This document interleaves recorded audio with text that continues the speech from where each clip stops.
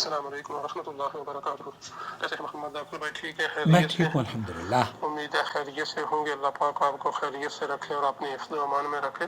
شکریہ. محمد ذاکر آمین. بھائی، میں پتہ کرنا چاہتا ہوں، اگر کوئی اہل تشیع یا اس طرح کوئی اور ہو، تو اگر وہ کوئی کسی خوشی میں کوئی چیز کھانے کے لیے دیتا ہے یا ویسے پڑوسیوں کھلاتا ہے کا. کوئی چیز، اوکے جی. تو اسے کھانا کیسا ہے، اس کے بارے میں بتا دیں گے. جزاک اللہ خیر، احسن الجزا.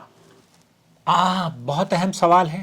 اور پڑوسیوں میں دیکھیے، ہم جب گھر خریدتے ہیں یا گھر رینٹ پر لیتے ہیں تو ہمیں پتہ نہیں ہوتا کہ ہمارا پڑوسی شیعہ ہے، بدعتی ہے، یا کسی اور دین اور دھرم کا ماننے والا ہے. دوستو، بھائی اور بہنوں، اگر کوئی ہمارا پڑوسی شیعہ ہے اور ہمیں وہ کھانا بھیجے تو کیا ہمیں اس کا کھانا لینا چاہیے؟ اس بارے میں اہل علم کا، خاص طور پر شیخ عبدالعزیز بن باز وغیرہ کا، شیخ عثمان الخمیس کا میں نے فتویٰ دیکھا.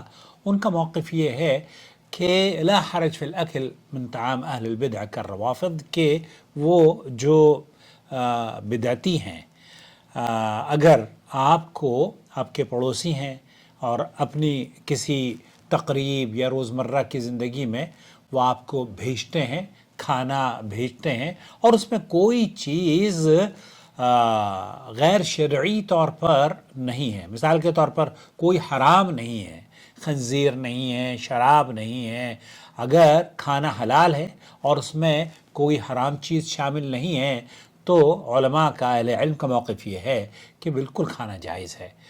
تو اگر آپ کا شیعہ پڑوسی آپ کو روزمرہ کے کسی خاص موقع پر یا ویسے ہی تعلق برقرار رکھنے کے لیے، یا تعلق بہت سارے شیعہ بہت اخلاق کے اچھے ہوتے ہیں، تو وہ کھانا اگر بھیجتے ہیں اور وہ حلال کھانا ہے، چاہے وہ ہندو ہی کیوں نہ ہو، چاہے وہ کرسچن ہی کیوں نہ ہو، اگر وہ حلال کھانا بھیج رہا ہے تو آپ اسے قبول کر سکتے ہیں، کھا پی سکتے ہیں. بلکہ شیخ ابن باز نے کہا کہ یہ تو اگر ان کے ساتھ آپ اچھا سلوک کریں گے اور حسن سلوک سے پیش آئیں گے، بالخصوص جب وہ آپ کے پڑوسی ہوں، تو یہ دعوت کا ذریعہ بنے گا اور دعوت کا دروازہ کھولے گا. لیکن یہاں ایک بات بہت اہم جو میں اپنے ویورز کو بتانا چاہوں گا، وہ یہ کہ اگر وہ کھانا محرم کی نیاز ہو، یا کسی امام کے نام پر نظر کی گئی ہو، یا کوئی ایسی چیز ہو جو ان کی مذہبی بدعتی رسومات کا حصہ ہوں، تو اس سے اجتناب کرنا آپ پر واجب ہے.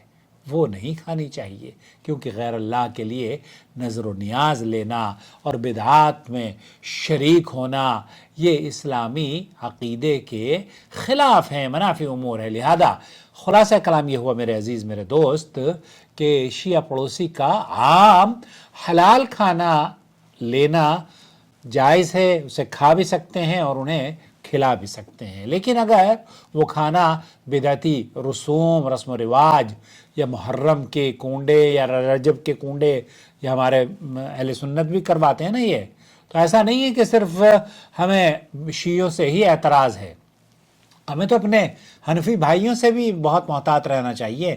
ان کے یہاں بھی 11ویں کے، جمعرات کے، پیر کے اور قل شریف کے، نہ جانے کن کن کے جتنی خرافات ان کے یہاں پائی جاتی ہیں نا، اتنی خرافات ہمارے ان بھائیوں کے یہاں بھی پائی جاتی ہے، جن کو ہم کہتے ہیں نا حنفی. الا من رحم اللہ، میں سب کو نہیں کہہ رہا، بہت سے حنفی ہیں جو کہ بدعتوں سے پاک بھی ہیں الحمدللہ، لیکن اکثر ان میں ملوث ہے. چونکہ میں حنفی رہا ہوں، میں دیوبندی رہا ہوں، تو مجھے پتہ ہے کہ وہاں تو ہر دن کوئی نہ کوئی ایسا کھانا ہوتا ہے، چاہے وہ شام کو آپ کو چنے ہی بھیج دے. بہرحال اگر بدعتوں پر مبنی ہے، چاہے وہ 11ویں پیران پیر کی 11ویں ہو جو سنی پڑھاتے ہیں، یا پھر رجب کے کنڈے ہوں، یا محرم کی کھیر ہو، یا محرم کی حلیم ہو، یا 12 ربیع الاول کے، یہ سب کے سب آپ کو نہیں کھانے چاہیے. اور انہیں بہرحال ہمیں نرمی، حکمت اور اچھے اخلاق کے ساتھ دین کی دعوت دینی چاہیے، کیونکہ قرآن کریم ہمیں اللہ تعالیٰ فرماتا ہے نا، ادع الی سبیل ربک بالحکمۃ والموعظۃ الحسنہ. اللہ ہمیں دین پر قائم رکھے، ثابت قدم رکھے، اور ہمیں حکمت کے ساتھ حق پر قائم رہنے کی توفیق عطا فرمائے، اور ہر غیر مسلم ہو یا مسلمان ہو اسے اسلام کے قریب لانے کی کوشش کریں تاکہ وہ متنفر نہ ہو. کھانا حلال ہے ایز لانگ ایز آپ کو وہ حلال کھانا دے رہا ہے، فبیہا، کھا لیجئے.